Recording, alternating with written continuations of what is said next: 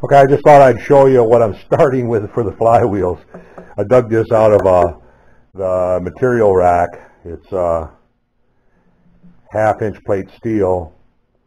I looked around. I didn't have any plate steel that was even remotely the right size. I would have had to whittle it out of a bigger piece. I had 3/4, but half-inch was a little on the shy side. So. And I didn't want to make a trip to go get some. So I'm going to go ahead and try to whittle it out of this stuff. I'm going to use it for something anyway, so I might as well use it for this. Try to anyway. So I laid the scratch line down, and I got a roughing end mill in there. Roughing end mill, some people call them corn cob end mill. Anyway, I'm going to go ahead and I got it set for about halfway through. I think I'm going to go all the way through though. I started cutting there, but I think I'm going to take the full depth. Try to anyway. We'll see how it goes. And I did modify my ring too. I put I put a piece of cereal box, a strip around to shield the light from shining into the camera. So I think that's helping a little bit. So anyway, here we go. I don't have a whole lot of coolant, so I might have to stop in my bottle here.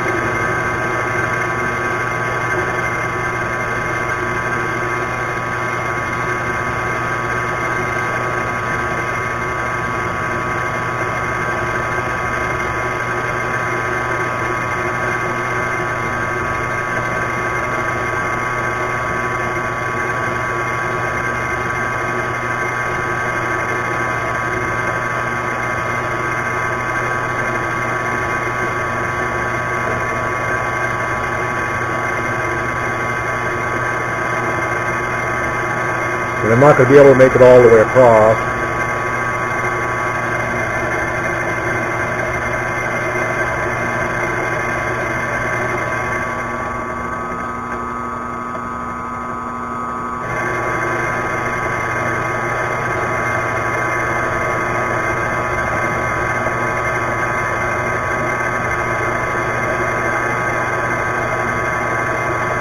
I'll have to, when I get these cut out, or blocks cut out, I'll have to naturally take the rust off of them, clean them up,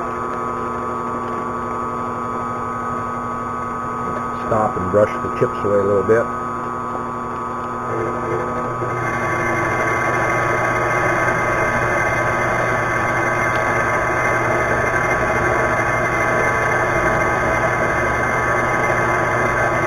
Corn cob cutters are pretty amazing as far as doing stuff like this here,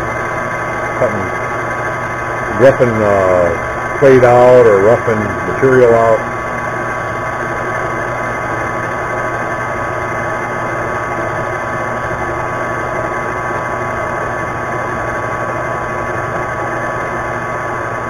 I'm going to have to fill my coolant bottle here in a minute. Running out. Ran out of coolant.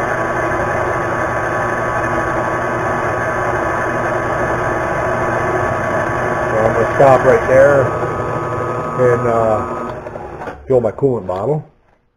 But you get the idea here. It's just slowly cut it across. And I'm going to cut it across, and then I'm going to cut off the pieces that I need off of the slice. If you're wondering why I'm not cutting it in the saw, I would have had to try to stand it on end and cut halfway. Plus, it was flame cut on one side. On this side, would have probably dulled the bandsaw blade right away. So that's the reason I just chose to run across it with a corn cob cutter. So anyway, I'm going to go fill my coolant bottle and then continue, and when I get this cut off and the pieces cut out, I'll show you what I got. Okay, I have the first plate here cleaned up on one side and pretty much cleaned up on the other side. Hopefully I'm not going to have a warpage issue. We'll check that here in a second. And I don't know what I was thinking, but when I cut these and cut it in half, I should have went through the middle. It would have gave me more room to clamp when I'm over on the NC cutting the circle, but I didn't think ahead, so now I'm going to have this one that I'm going to only have just the corners that I'll be able to clamp on, but I'll get it. It'll be all right. But anyway, I'm going to take this one out and go over to the surface plate, and we'll see how much rock and roll we get here. Hopefully none. The stuff cut actually pretty nice. I don't know what kind of material it is. If it's just hot roll or...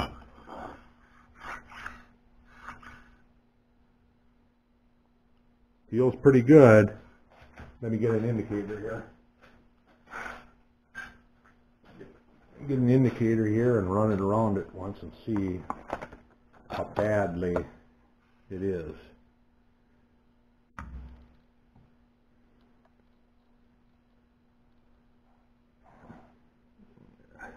Move this up. I should have you on a tripod. Get up in the air a little bit. All right, so we're gonna check and see what we got. I haven't checked this yet. This is you're seeing it as I'm seeing it. Even if I do have some, it's not going to matter a whole lot. 2 thou there, from there to there is 2 thou, 2 thou, and back to 0. So it's like it's got a little bit of a taper on it now. No movement when I press on it. I'm going to flip it over now. Check it the other way. Let's see what we get. All right, let's see what we get here. Let's turn this indicator straight.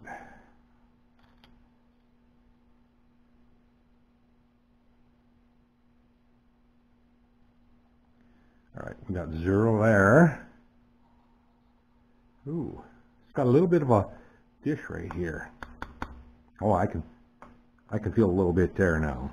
Let's see what we got. Oh, that's not that bad. About 3.5.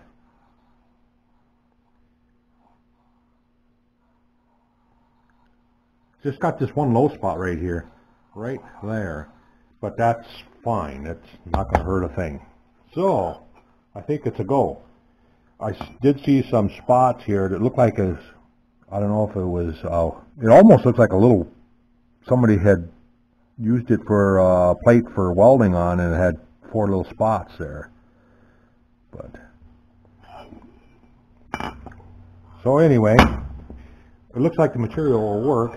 What did I end up with? I ended up taking, it was actually about 510. It was hard to check with that rust. I cleaned the rust off in one spot and checked it, and it looked like about 510. So we took about 30 thou off. So that's fine. So I'm going to clean up the other one, and then I'm going to get over and we're going to take the plate here, and we're going to go over to the NC, and we're going to go on my little setup plate here.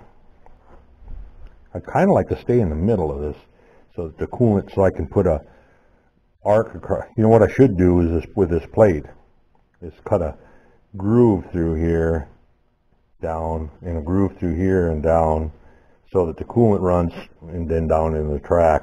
I've been laying it's rope caulk that you use for insulating.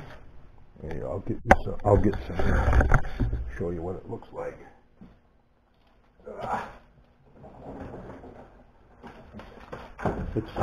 It's just this stuff right here, and that works really good for the coolant. Just take a piece of that and stick it on, and it sticks good and stays in place. And I was using modeler's clay. That didn't work very well. This rope caulk works much better. So Got something right here that keeps hanging up on. Anyway, I'm gonna go do the other one, and when I come back, I'll have this set up over here, and we'll run a. What I'll do is I'll drill and ream a hole in the middle,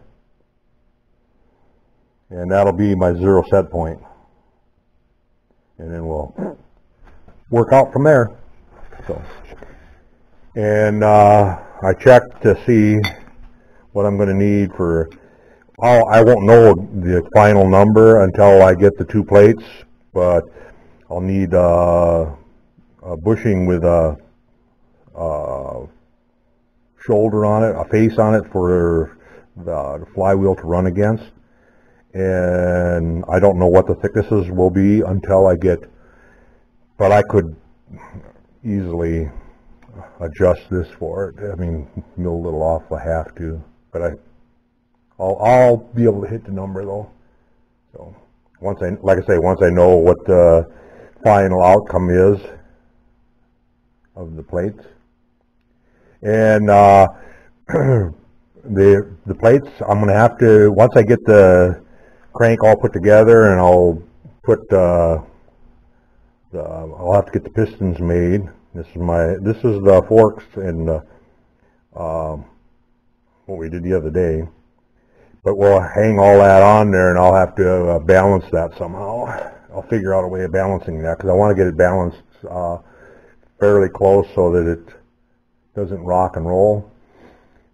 And plus I want the flywheels to weigh as much as I can get them to weigh, because the more weight and inertia I have, the slower I can run the engine. Because if you don't have enough weight, you have to run the engine faster. If you slow down, it just dies. So you need the weight, you need the inertia to get it over top dead center and fire again. So otherwise I'd have made them out of aluminum, if I wasn't concerned about idling it down. But I'd like to be able to run it fairly slow. So anyway, enough jabbering. I'm going to go and do that other plate. Okay, I'm setting up to drill and ream a 3/8 hole through the plates now. I've got it set 1.25 inches or 2 1/4 over and 2 1/4 over. It's in the center. I want to end up with about a 4-inch 100 diameter when I get done, but I'm going to cut it on the NC big, and then mount it on the shaft, and then turn it on the lathe, finish turning it on the lathe so everything runs true.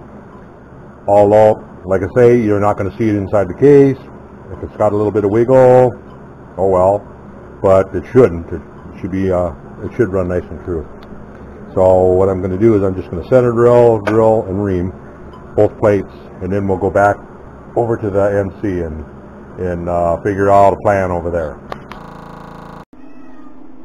Okay, we're over here. I drilled and tapped some holes and put a 3/8 hole in for a pin so that I can load my part in the same spot both times. And now I got the cutter in, got the program loaded. Program ain't much, it's just a circle, basically, step down. So now I need to come down and set my height. I'll set you over here. So, and use my little height setting tool. I really like that. Oh, before I do that, I'm going to go to turn on my relative. Basically, that's the relative is like incremental, and I'm going to turn it on for incremental, and I'm going to move Z up 1 inch.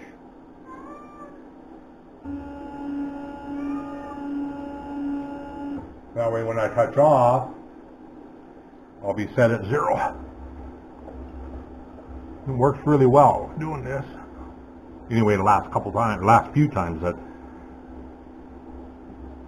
I've done it, works out real well. And the center of it is spring loaded, So when I come up there to touch, I'm not worried about banging into it. I'll turn this top light off. I got the ring over here too, the light ring that I made. I kind of like it. I don't know. It has its good points and has its bad points. Right there. Okay, so we're set. We're set at 0. I'm going to move you back here now. Maybe I can set you on the surface board here. That's kind of far ways away. Guess I'll just take it off the, put you on this, on the bike over here. Kind of at an angle shot. And got the coolant lined up here. Hopefully everything's going to go right. So here we go. Take 1.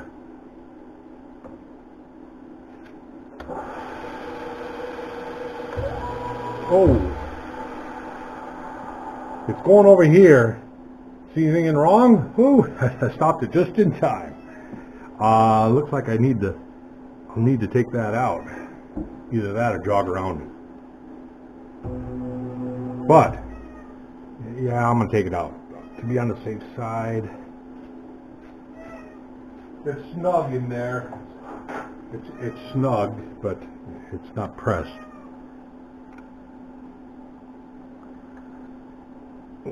Well, it tightened up that little bit of dish that I had in there.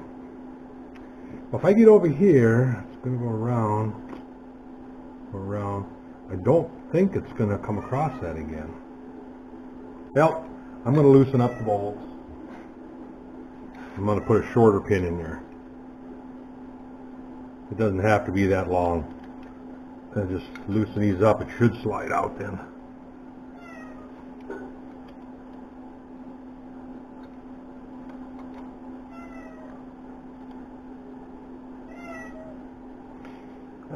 Mess up my little clay dam over here to keep the coolant on. Now let's see if I can get that out of there. Well, what gives here? I know that it ain't. I know it's not pressed in there. It's still snug enough to. They're all loose. They're all loose. They should come out of there. Yeah, I gotta get a. I'm gonna get a vice grip to get a good grip on it, I guess. Not quite understanding.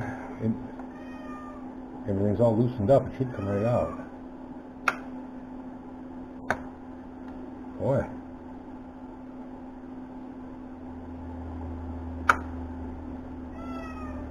All right. I'm going to have to cut away, and I'm going to have to take that off of there and find out why it's like that.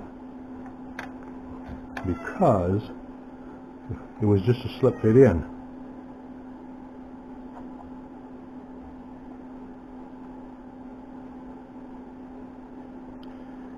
You know what? I'll bet you this kind of tilted and jammed that pin down into my bottom of my hole because it's loose on here. Move out of the way here.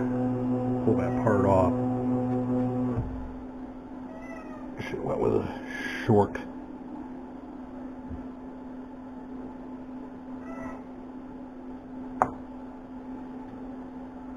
Yeah, so that's in there solid.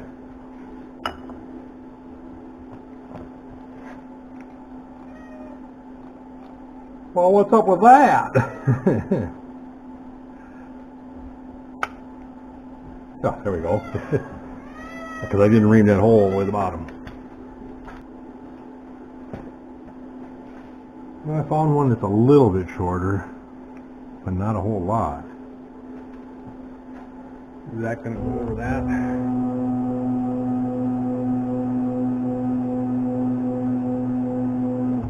Should make it over it now.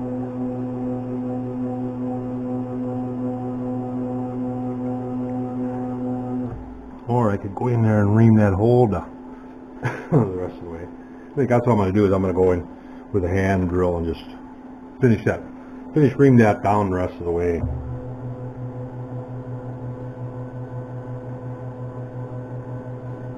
Quick grab reamer.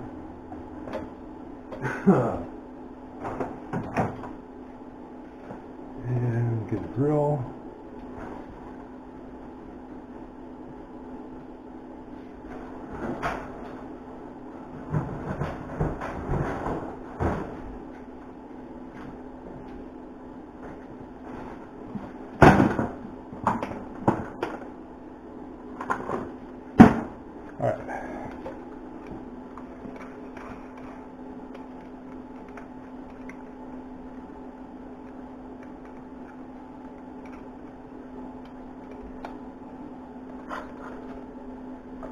I gotta go over further. Give myself some room. Alright. Down to the bottom. I don't wanna mess up the top of the hole. There we go.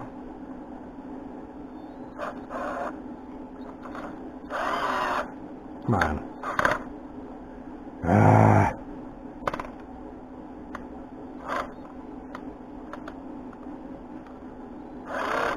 Well, for crying out loud.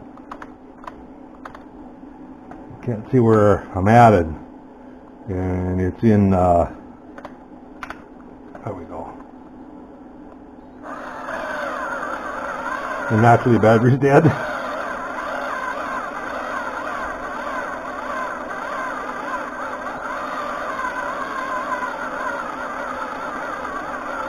Battery's just about dead.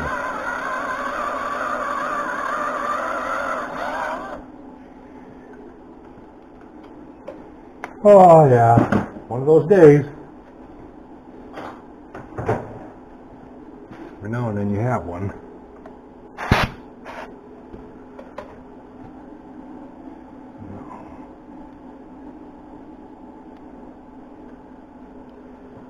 Okay, hopefully I'll go over that now. Now I'll put the part back on. I should almost check it. There's a little bit of slop after a hand ream in that. I think what I'm going to do is cut away here and clamp this down and then run the indicator around it, make sure that my zero is zero. So I'll be back when I do that. Yeah, I kind of messed that hole up hand reaming it. I went back and dialed in the dowel that's still slide fit through the plate, and I was off 4th thou one way and 8th thou the other, so I re-zeroed. Now I'm resetting my Z here. So I'll crank up. I'm sitting at 1 inch positive on the console.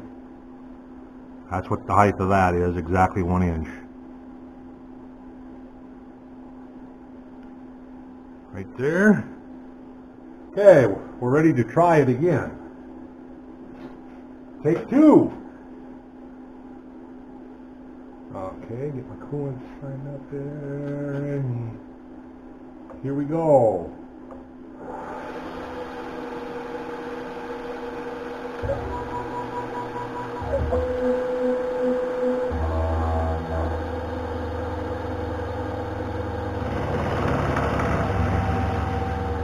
It's going to go back and forth and ramping down. That's what it's doing. It's going to go on down 150 thou.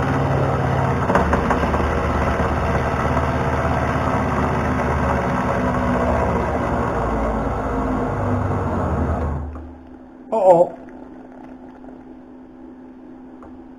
I went a little heavy on the feed rate.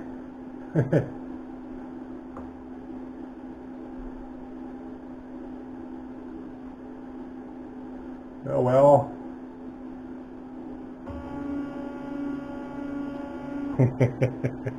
Yeah, that was a little bit much on the feed rate there. But I think I can kick the RPM up to make up for it. So I'm just going to double my RPM here. Well, not quite double. I'm going to go at 2,500 RPM.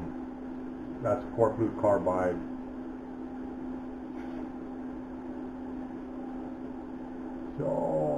get up and out of the way here. Reset. Try it again.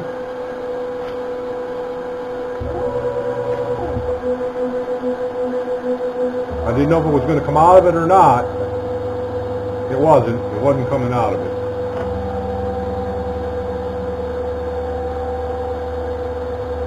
I did install it completely. I stopped it before it actually.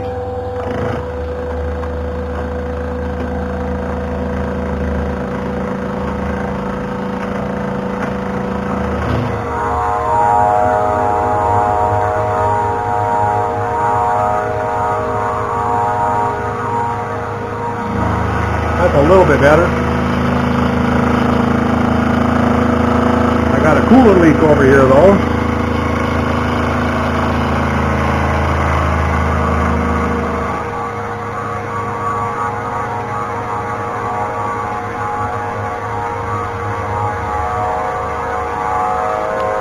I'll slow the feed rate down a little bit.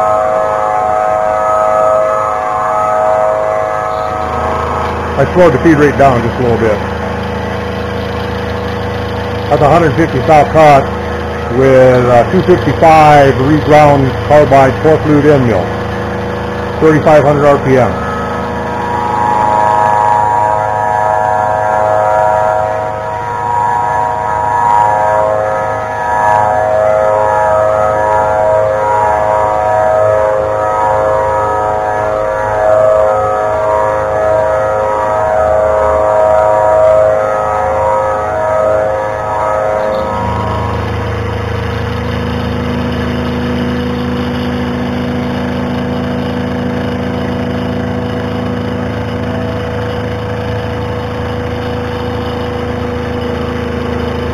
Yeah, I'm losing coolant out the back too, wait, a little bit.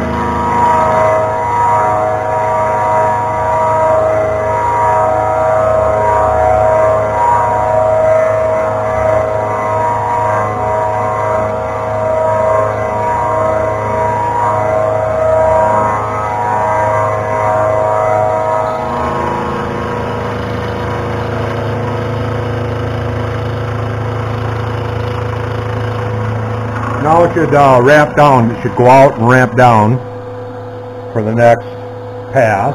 150 thou again.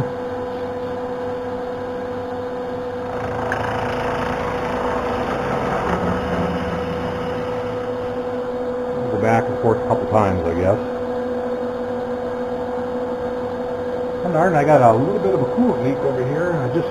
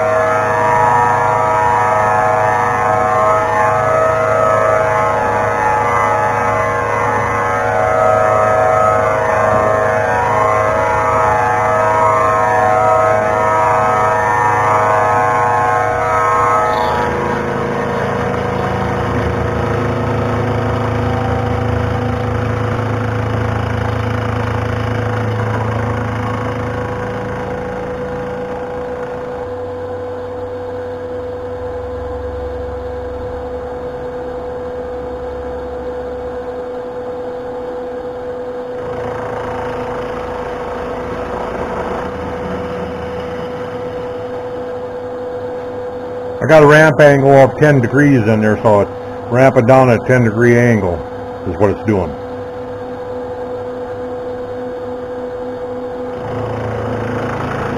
And it goes back and forth until it gets to the proper depth.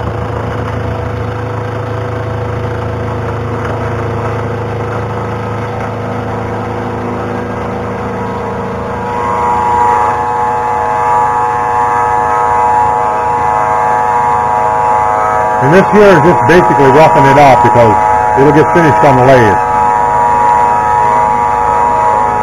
Once I mount it to the shaft, to the crankshaft.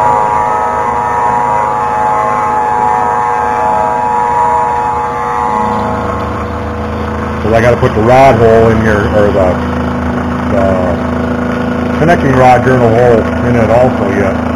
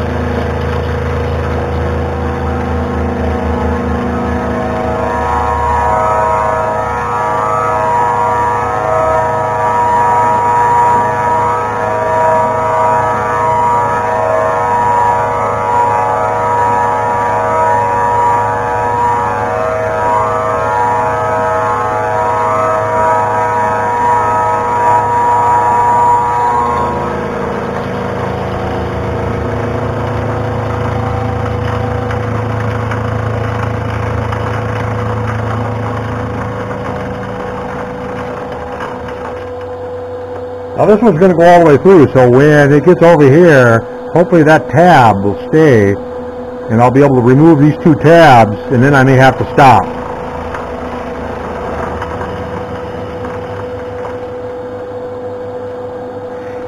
So I got to keep my finger on the button, especially when I come out of this tab here.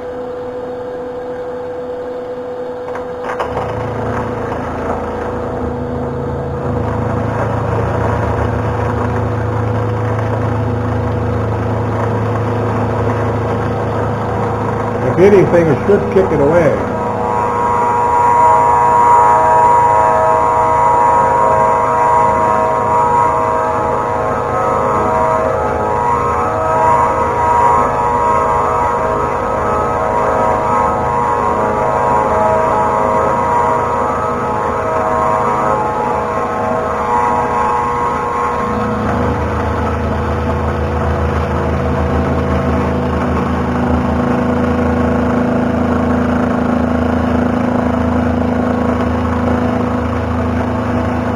Now we're going all the way through, so when it gets up over here somewhere, I'm going to stop it. Well, actually, I can get all the way, I might be able to, I don't know, I'll have to wait and see.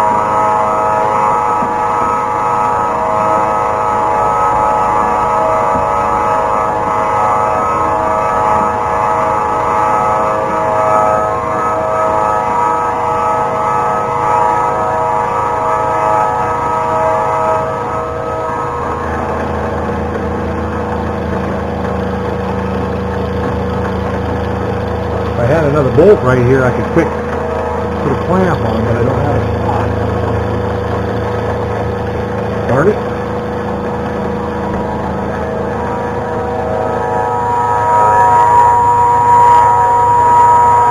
Got no holes there.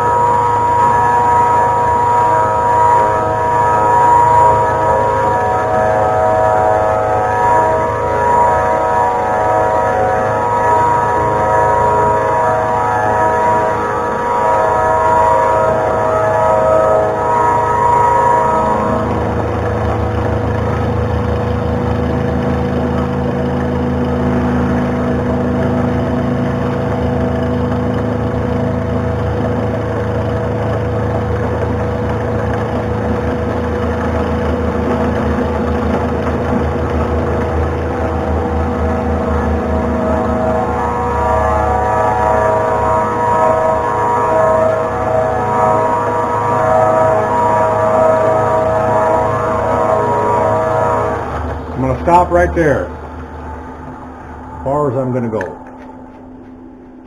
So,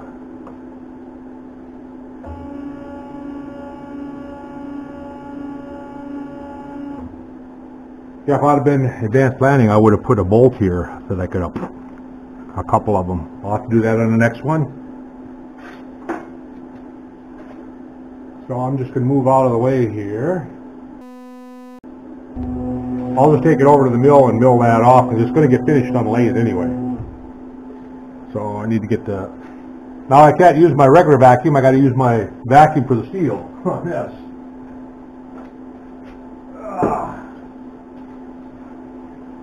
I have one for aluminum and one for steel here.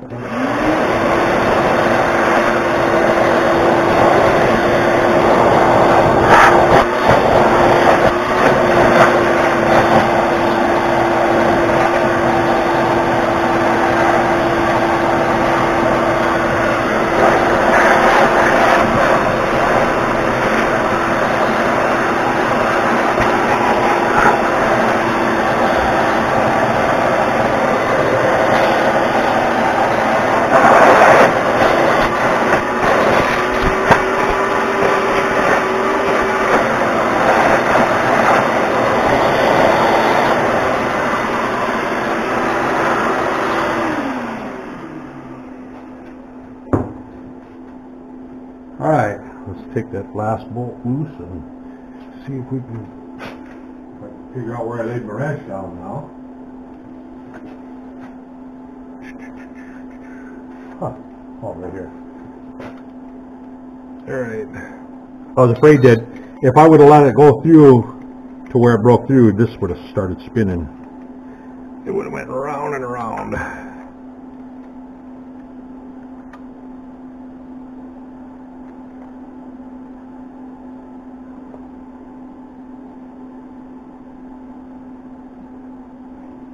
I'll cut my fingers. Come on.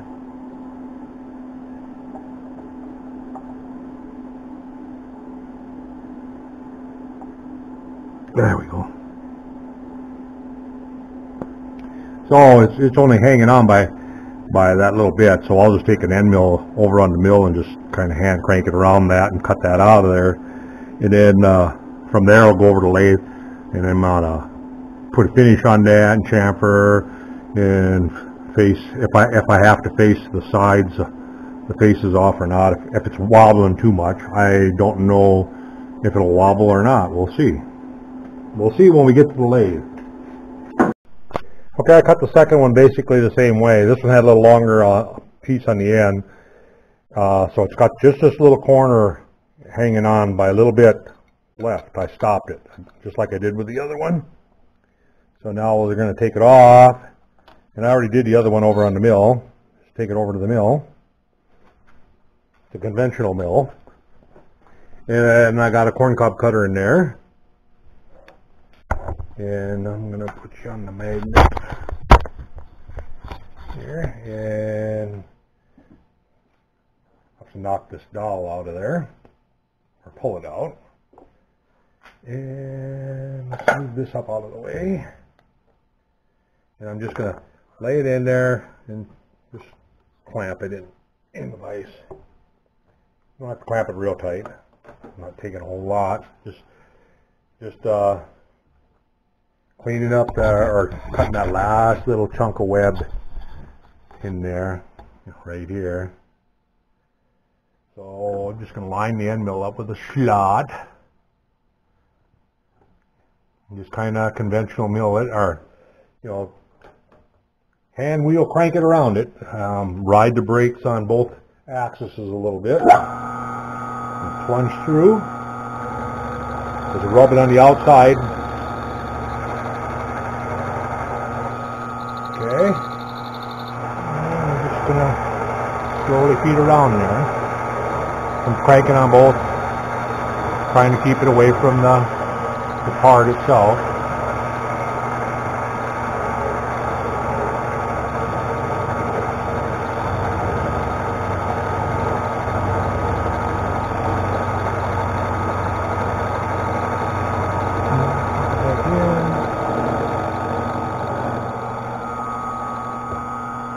Okay, I didn't do too bad a job. Right, just took that off, and you can just see right where I went right there. And now I'm going to make I'll have to turn up the crank piece, the crank shaft itself, and I'll turn them up, put them in. Actually, I'm gonna have to put the rod journal in.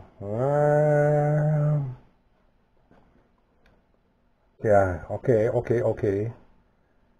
No, I'll put the crank pieces in first, and then I'll load that up, and then turn this OD and chamfer and clean it up. And then when I come to do the rod journal, I'll be able to dial in the two so that they're straight across from each other. And yeah, I'm gonna put that rod journal in after I turn them. So I guess I'm gonna go over to the lathe and turn up a pin and drill, and then put that taper lock in the end of it, and we're gonna put that in here and lock it in place. So I'm gonna go over to the lathe, and I'll be back when I get going on that.